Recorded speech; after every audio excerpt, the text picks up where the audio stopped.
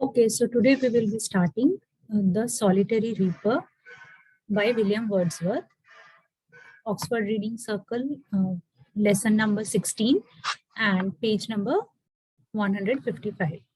Now, see, this is a poem by William Wordsworth, who was an English romantic poet and who, along with Samuel Taylor Coleridge, helped to launch the Romantic Age in English literature. And The Solitary Reaper is a lyrical poem. Okay, it's a lyric poem, and it is one of the best known work of William Wordsworth. The poem was inspired by him and his sister Dorothy's stay at a village in Scotland in 1803. Now see, the solitary reaper here means, solitary means lonely, and reaper means, here it is referred to a young woman who is cutting the grains. Okay, so that is why the poem is titled The Solitary Reaper, because she is alone and she is cutting the grain and she is singing a song. The song has a very different meaning, which is not known to the poet. Still, he falls in love with that song and he carries the song in his heart forever. That is the beauty of the song he hears that day when he passes by the solitary reaper, who is just to pass her time, maybe to make her work lighter. She sings a song, and that song is heard by the poet, and he gets attached and very much inspired by that song. He doesn't even know the lyrics, he doesn't even understand the language, but still the music inspires him so much that he carries that in his heart forever. Okay, now please follow the book, page number 155, the first stanza. Behold her, single in the field, yon solitary highland lass, reaping and singing by herself. Stop here, or gently pass.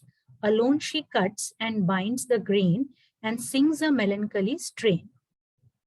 Oh, listen, for the vale profound is overflowing with the sound. So here the poet says, he just addresses the readers and tells us, look, behold here means look, single in the field. So here he tells us the woman is single in the field, she's alone in the field. And yon is an old English word which means over. Yon solitary highland lass refers to a young woman, and she is reaping, she's cutting and singing by herself. Okay, she's just cutting the grain and she's singing to herself to make her work easier. And then he tells the readers that if you want, you can stop there, or you can simply walk off, you can simply pass by, because there she alone, she cuts and binds the grain. After she cuts it, she binds it in a bundle and tie it and fasten them together and keeps it aside. And in the meantime, she keeps on singing a melancholy strain. Now, melancholy here refers to sad, some tragic song. Oh, listen, for the vale profound is overflowing with the sound. Vale here refers to deep valley, and the song which she is singing is echoed in the valley. Okay, so this is the first stanza. In the second stanza, he says, no nightingale did ever chant more welcome notes to weary bands of travelers in some shady haunt among Arabian sands. A voice so thrilling never was heard in springtime from the cuckoo bird, breaking the silence of the seas among the farthest Hebrides.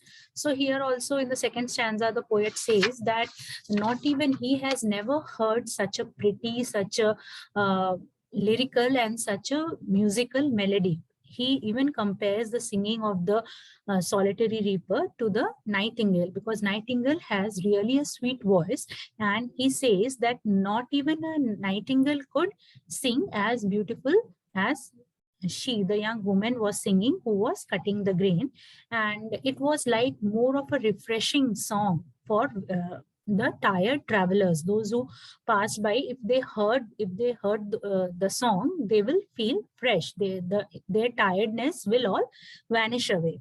And then he says that then again he compares the singing of the song to a cuckoo bird. In the springtime, when a cuckoo bird sings, that is also the cuckoo bird welcomes the spring. And here again, he says that the music of the song which she was, the woman, the solitary reaper, was singing is even beyond comparison of the cuckoo bird, and it breaks the silence of the seas. And even in here, Hebrides means an island near the Great Britain, and the song overcomes everything. So such is the beauty of the song. In the second stanza, he compares the singing of the solitary reaper with that of a nightingale and the cuckoo bird, and he finds that even after the comparison, he finds that the song which the solitary reaper was singing is much more beautiful and soothing than the nightingales and the cuckoo bird's song. Okay, in the third stanza, will no one tell me what she sings?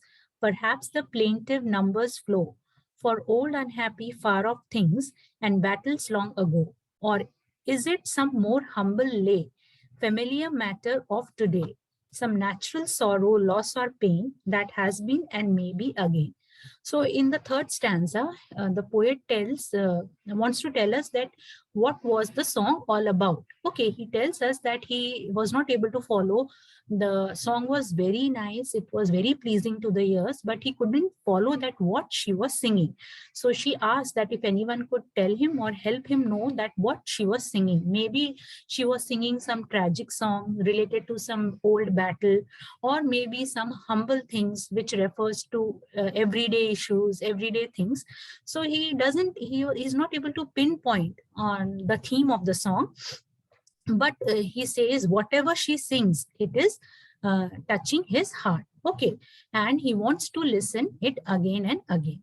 Okay, so this is the third stanza. And in the fourth stanza, he says, fourth and the last stanza is very important, and here we will feel the beauty of the poem and the song, that solitary reaper. Even we also want to listen to the song because the song has been praised and it has been compared to so many beautiful things, but still the song is outstanding.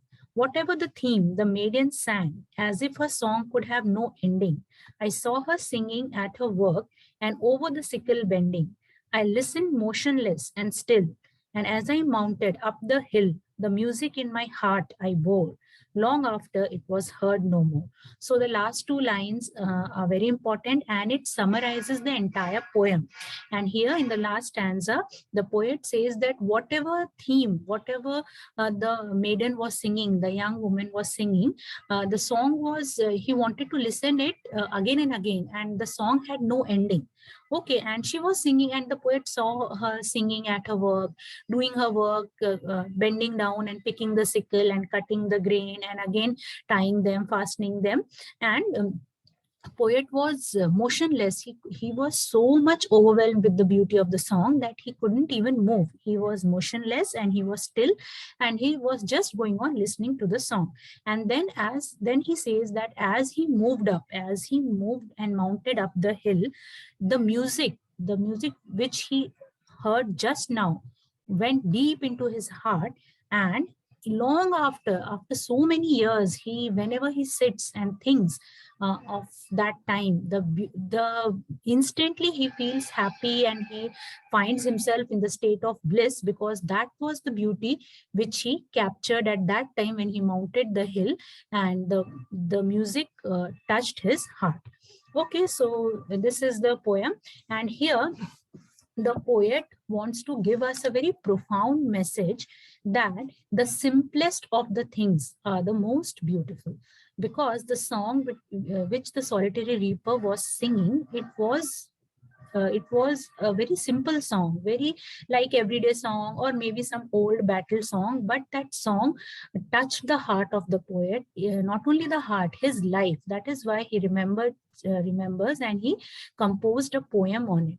And thus he gives us a very profound message that the simplest of the things are the most beautiful. Okay,